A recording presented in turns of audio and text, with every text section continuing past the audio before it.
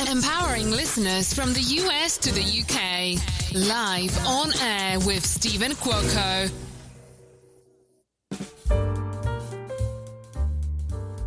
I'm going to be talking about surrendering. I bet all of you know it well. It's something we're constantly learning every day. It's about surrendering.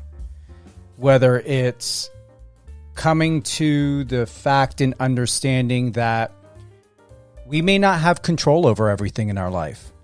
There are things that are going to happen, and it's imperative that we adjust accordingly for our own emotional and mental well-being of what that means for our sanity, how we take care of ourselves, how we eat, what we drink, what we do, how well we have the mindset and the emotional and mental capability to forge through life's difficulties. Why this is so fresh and why I'm touching on this subject now is in this week, most recently, I had the incredible interview of someone who offered me an opportunity to take my radio show to a whole other level. I was beyond cloud nine. I was feeling the effects of gratitude, excitement, fulfillment. I was feeling accomplished. I'm achieving something in my life. I've worked so hard over 30 years to get to where I'm at today. Never knowing, never assuming of how something was going to turn out. Because we all know when you start planning and assuming that something's going to go one way, it doesn't always happen. There could be a derailment. There could be a situation to where there's unresolved relationships, situations, promises that were made. And life has a way of being like, oh yeah, don't forget this. Just remember, you've got to finish this. And a quick reminder, you're not done yet. You got 6 more months to complete and learn about this. How often do we experience derailment? And also, we've got to be mindful of those distractions that they don't come in and mess up what we want to do. And to go back and to digress a little bit as I'm processing this episode with you, is that on this day, during this meeting, we had the most incredible, I would say over 20-minute conversation, and my day was fulfilled. I always wake up with a prayer. God, what blessings and opportunities do you have for me today? That's what I always ask. Always make sure before I do anything, even before I pick up my phone, before I brush my teeth, God, what blessings and opportunities do you have for me today? Following day, I get an email. Said my prayer that morning. And the first thing that I see is from my property management company, or from my property manager emailing me and saying that the owner has decided she's going to move in a different direction. Doesn't know if she's going to be selling the condo unit or not, but she's not going to be renewing the lease. And I was devastated. Beyond devastated. I was thinking, wow, ever since the pandemic, I've been working hard to sustain my business. I'm an independent contractor. To sustain my business, continue to put money away, continue to take care of my responsibilities, making sacrifices so I can pay my bills, pay my rent, have a roof over my head. And now here we go again. For you that who are listening and don't know, when the pandemic happened, I happened to be one of the people who had a landlord. I don't fault him, I understand it, but had a landlord that jumped on the bandwagon of, let's sell our home. We've got a lot of pandemic pricing and investing that's happening here. Got a great deal. He got over $100,000 for his home, more than what it was worth. The home was only worth about $128,000 or so. Got over $230,000 for this house in New Jersey, where I'm from and where I was living at the time. I was back home. My dad was dealing with a medical situation, and there were things in relationships I wanted to resolve, especially with my dad, and it was a time I knew I needed to be back. And I was there for a couple years. And once again, as we all know, the pandemic happened. And then boom, same thing like recently, but instead of an email, I get a text message. All those years ago, selling the house. Sold the house quick. And I mean quick. I had 2 weeks. 2 weeks to pack up almost a 2,000 square foot home. Bedroom, 2 bedrooms, living room, dining room, studio, kitchen, patio set. 2 weeks to pack up everything. There are no words. No matter what size home you live in, no matter how much you have, how much you don't have, 2 weeks to try to figure out where you're going to live, where you're going to go. And then history repeated itself again differently, because I've got a little over a month to figure out where I'm going to go, where I'm going to be putting my things, where I'm going to be laying my head. And in that day, and I told my mentor, and I told a good friend of mine, 2 good friends of mine, I said, you know what that felt like? It felt like this feeling of, think of it like this. Take a carton of eggs, 2 cartons of eggs, throw it up against a wall, smash it. Let it go all over the place. Don't even think about it. Just throw it. Throw as many of carton of eggs as you want to throw. And then after you're done, look at it. Look at how everything was, defragmented? Just look at it. You're not going to be able to put any of it back together. It's all over the place. You're broken.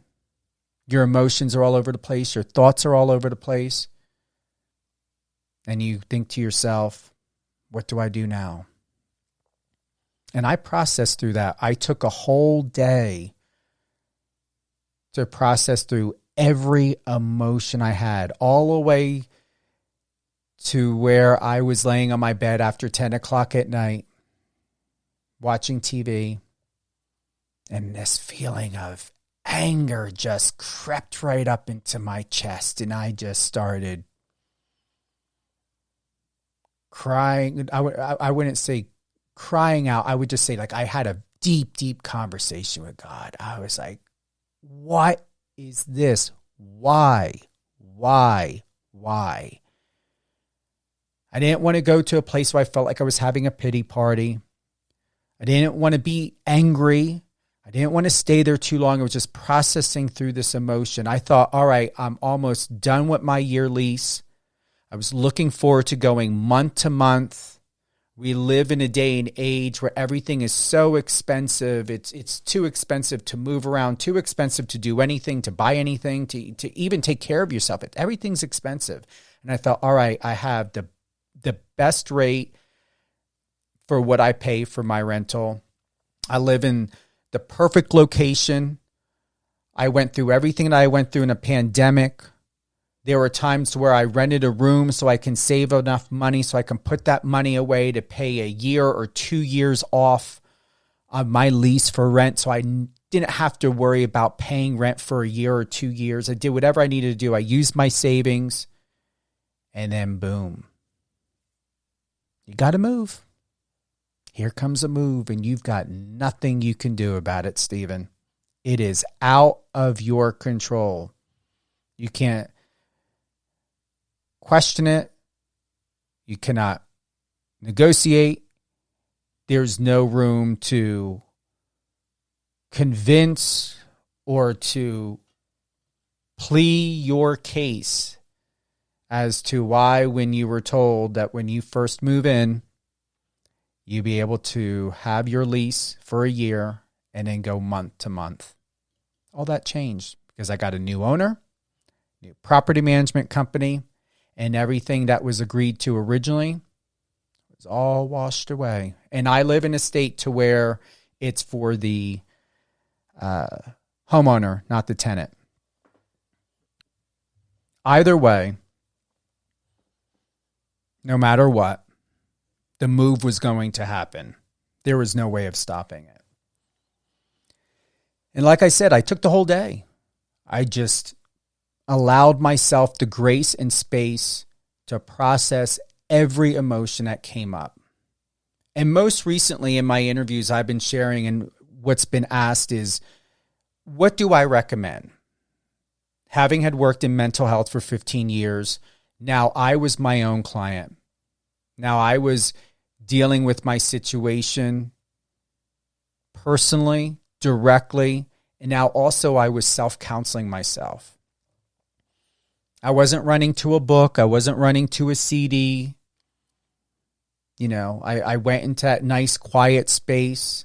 There are times in my way of meditating and focusing, which I do recommend, turn everything off. Don't have your cell phone on. Turn your phone on mute. Don't have the TV running music. Whatever brings you peace and relaxation. You don't have to, sit yoga style, bound ankle, and be chanting or do any of that. You can meditate. You can focus. You can pray. You can find that inner peace, that inner truth, connecting to your gut,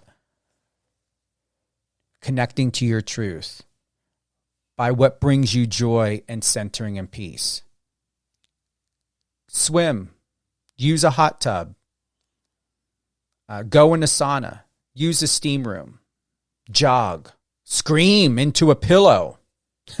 I didn't even think of that at the time. I could have screamed into the pillow. But just do whatever you need to do to not run from your emotions and to give yourself grace to ask for help. Even if it means when you're most uncomfortable. And I promise you, the conversations I had with my mentor this week and a good friend of mine, I did not want to have these conversations, but I knew and I believed that they would be available. I knew and believed that everything was going to be okay. And it was important to talk to someone and to share the fact that, am I scared? Am I angry? Am I feeling resentful? Whatever it is, do not be ashamed to feel what you feel. The worst thing you can do is to swallow it up and think to yourself and believe you need to push those emotions down, that you've got to shove it all beneath because you got to get back to work, or you've got to get back to the gym, or you've got to cook dinner for your family.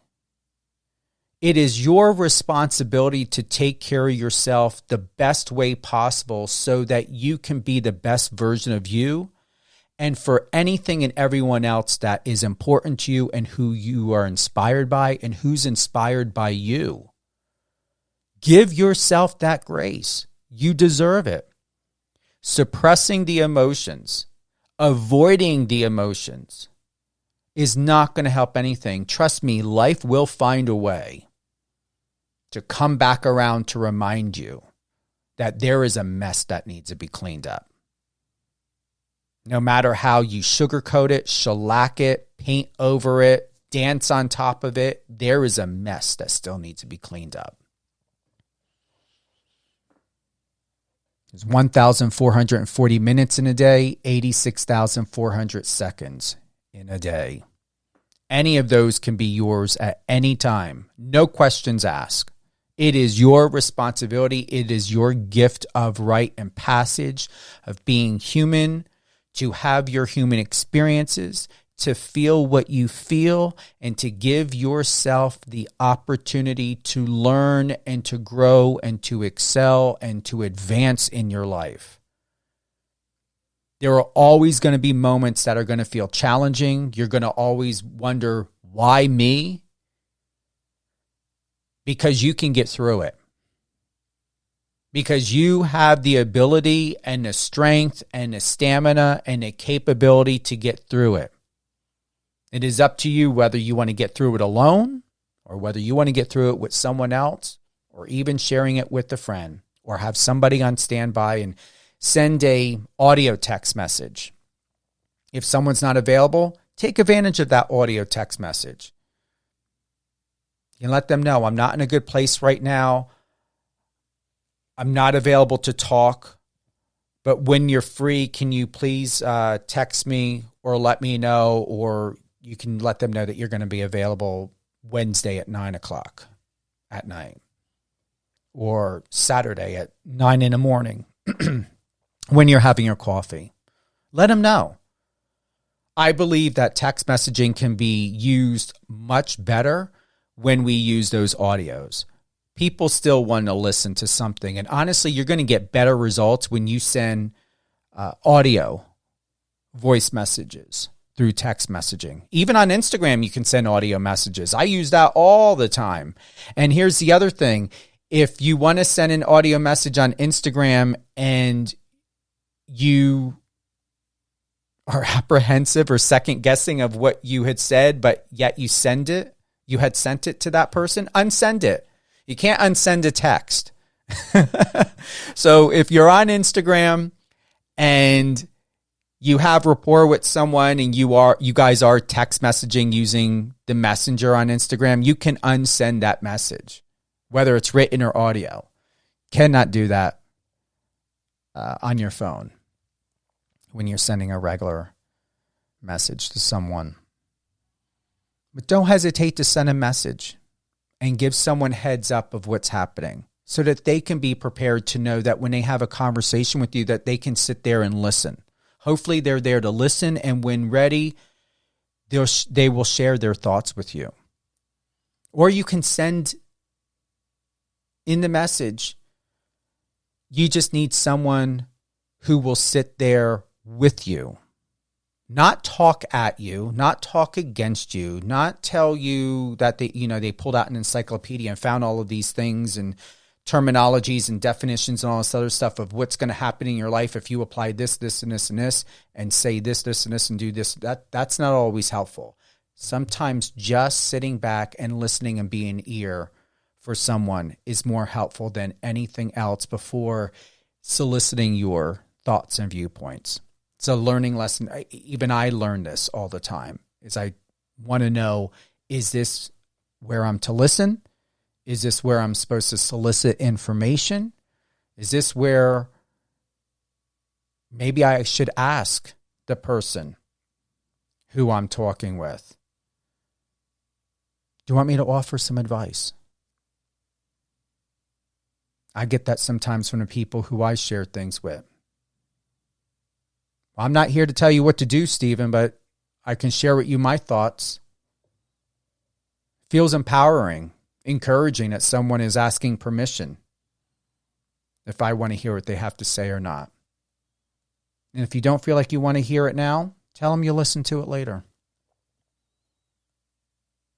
No, right now I just want to get this off my chest. I need to clear my mind. Go for a walk while you're doing it. Be on a treadmill while you're doing it. Move. That's the best thing I can tell you. Move. Find some way to move. If sitting still does not work, get out and move. If you don't want to get out and move, sit still. Be in silence. See how that works for you. But always at the most crucial moment, before doing anything hasty, before doing anything that could cost you your reputation. Be mindful exactly what you're about to do. Pause. Pausing can be a very powerful tool. It is a powerful tool. It's a powerful opportunity to just pause before you say something, before you do something, before you act, react. Understand what you're doing and why you're doing it. Have a conversation with yourself. Pray. Do what I do. I do therapeutic journaling. It's why I published my first book, due to my therapist and my counselor when I was younger, who enjoyed my works of poems and quotes and inspirations and said to publish this. I always wanted to be an author, but I thought being an author, or what I expected or thought for myself, my goal was to be an author that would have my book turn into a television series or a film. I wasn't planning on becoming an author, writing poems and quotes from different timelines of when I was a child. But I did because I trusted the advice. There was something about it. And once again, are you one of the people that tends to do things more often that you don't want to do, that you least expect to do, or least expect doing? And then you do it, and then you're like, oh my God, I never expected that. Look at it. I became an international best-selling author. I did not spend one penny on marketing or advertising. I did my own PR. I put the feelers out there. I got a hold of some contacts that I know in the media. I asked, their thoughts. I said to him, this book is raw. It's not edited. I did not want the editor to edit anything. If there's a typo, so be it. I did my best to share it as authentic as possible. I don't believe I have a typo. I don't believe I have a typo in that book. I was good at English. But I wrote what I wrote, and I just let it flow. Whether it was from the kid who was 7 years old, 10 years old, 15, 17, 25. There's a second book that's coming. That's going to be part of the United Angels Dream Guided Transformation, Poems, Quotes, and Inspiration. I'm looking to do 2 or 3 books in this series. And now I'm sharing my story more often about it than I did before. When the book first came out in 2012, it did very well. Once again, I became an international best-selling author in 3 different categories. And then I let it run its course. I did my radio interviews. I did interviews for magazines. A lot of it was surfaced, especially when you are on TV. You only got about 4 minutes to get the information in there, maybe 6, depending on how much the producer likes you and how much time they're going to work with and letting you get the information out and to tell the viewers. Once again, I wanted to be a novelist. I wanted to write a novel. I wanted to write something that was going to become a television show, television series, and or a film. But that's not what God wanted. He knew something different. And thank God I did that book. Thank God I published it. I'm grateful I made it simple and easy for myself, which it didn't feel easy because I felt vulnerable because I knew what was happening in my life when I wrote those poems and quotes. No one else did. I knew what was happening, where I was, how I felt emotionally, mentally, physically. Times when I felt happy, times when I was optimistic, times when I was upset, but didn't come across, didn't convey it. Some of you may know I come from the generation. You may have as well. You don't air out your dirty laundry. You don't tell people your problems. You're led to believe that no one wants to hear your problems. No one has time for your problems because they have problems.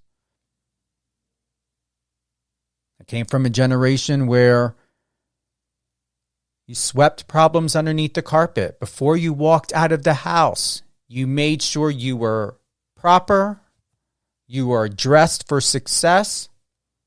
And whether it's to school or when you go to church or when you go to the neighbors for dinner or you're visiting, you don't tell people you've got a problem. Because it's believed it is shameful to do so. It's led to believe that you're creating an inconvenience. If you dare to share a problem or ask for a favor, if you need money to get some groceries that week, if you need a little bit of gas money, if the electric bill or gas bill was extremely high, higher than normal during that winter, and you're half a month or 2 months behind, there is always, I believe there still is shame. That people are led to believe it is shameful to ask for help and to share your problems because the world is so bad, is what people are reasoning to. The world's getting worse. No one wants to hear it. Someone wants to hear something. There's 8 billion people in the world. Someone is available. I have found that strangers are more available than family. Don't get me wrong. My family did their best. I love my family. They did their best for what they know. And I'm not going to take that away from them. I will say that I am grateful in my journey here in life. Strangers have been more of a blessing than having a family. And that's okay. It's okay. I would say that if you have unresolved issues with a family member, or if you have a issue with a sibling, a neighbor, even with yourself, get that resolve, get that absolution, get that clarity. You need it and you deserve it. Get it. Once again, there's not going to be anything in life that's going to let you get away, especially when you have a good heart and you're a good soul. There is nothing in this life that's going to let you get away, that's going to allow you to live a disempowering life. It's not going to happen. Once again, pray about it. Write your feelings and emotions down. Therapeutic journaling. Look it up. Google it. Don't be scared of having a counselor or a therapist. There's nothing shameful to have one. I had several of them when I was younger. I had one in school and 2 out of school. One that was through social services, DYFS, Division of Youth and Family Services, that were handling it along with my social workers. And then I had a support system when I was in school, especially due to the bullying. That's another story. Whew. All the way until my senior year in high school, I almost wasn't going to go to college. I thought to myself, who gets harassed and tortured and tormented, emotionally, mentally, physically, terrorized, and that word is accurate, terrorized their entire childhood? Why would anyone want to go to college where these kids are supposed to be now adults, but you'll always see them as the 5, 6, 7, 8, 9, 10, 11, 12, 13, 14, 15, 16, 17, 18-year-old that tormented and terrorized you, and now you're going to go to college, you're going to go to university, and they're going to maybe be there, or people or someone like them is going to be there. How do you trust that? How do you trust that? To go to a new environment, convincing yourself and believing that you can't escape torture, torment, despair, failure, fear, believing that you're useless, believing that you're not enough, or someone else having you believe you're not enough. It's lonely. It can feel lonely. It can feel frustrating. Once again, it's okay, because you're still here. You're still living, breathing, eating, sleeping, thriving, working, paying your bills, doing your best, taking care of your kids, putting one foot in front of the other. You're at least able to get clothes on for the day, even if you're still in your pajamas. You're still able to put your pants and shirt on, your underwear, your socks, hopefully your shoes. You're still able to get dressed. You're still able to make that tea or coffee for yourself. And that's okay. It is okay to feel what you feel. What may not be okay is if you stay in that place, in that space of thinking and feeling and believing you're a victim and you will always be a victim. Because somewhere along the lines, there's accountability. And I'm telling you from experience and from people who are in my life and who have been in my life who have taught me. You will always, in one way, shape, or form, have to take accountability for your actions and your thoughts and what you do and what you don't do. And that's just a rule of law. It's just what it means to be human. Once again, what it means to be human. There will always be a sense and a need for accountability. Because there's only two choices. Either someone else controls you in your life or you control it to the best of your ability. You have that God-given right of free will. You have the gift of choice. Even when it seems as though everything was stripped from you, you still have the God-given right and gift of choice. Of how you're going to wake up, what you hope to accomplish throughout the day, and how you plan to end your day, how you wake up, how you go to bed. Find that way. It's going to work out. Even in this situation, it's going to work out. I was talking to a friend today. He owns real estate. Him and his brother have work with a property management company, but they own properties. And the woman is moving out on the 10th next month. And he said to me, he goes, "You can move your stuff in.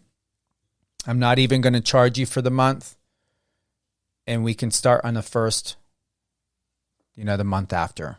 Give yourself time to transition."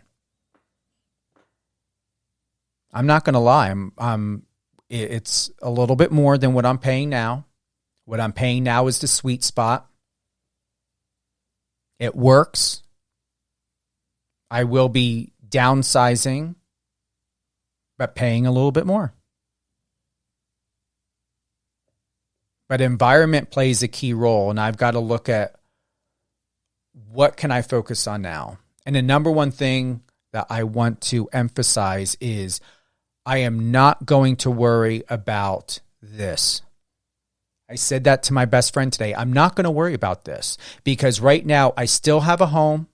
I'm going to still be here for another month and almost 2 weeks, I still have time to create, to produce, to live abundantly to the best of my ability. And more importantly, a miracle can still happen at any time. Miracle happened today when I was talking to my friend. I can have a rental, still be in the same area,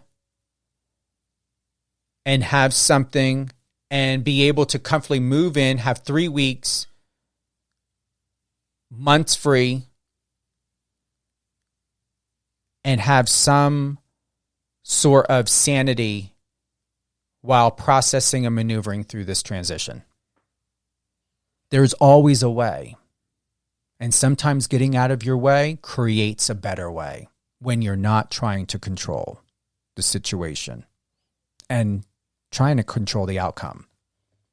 There's always going to be a way. Believe this, know this, trust this. There's always going to be a way. And letting go. That scenario, let go, let God, it's true. Let go. Because when you try to hold on to it too strong, too tight, it will slip away. But why rob yourself the opportunity of something greater and better? And honestly, even though I'll be paying a little bit more money, slightly downsizing, I have no idea what it's going to do for me and my mental health, but I believe it's going to be great.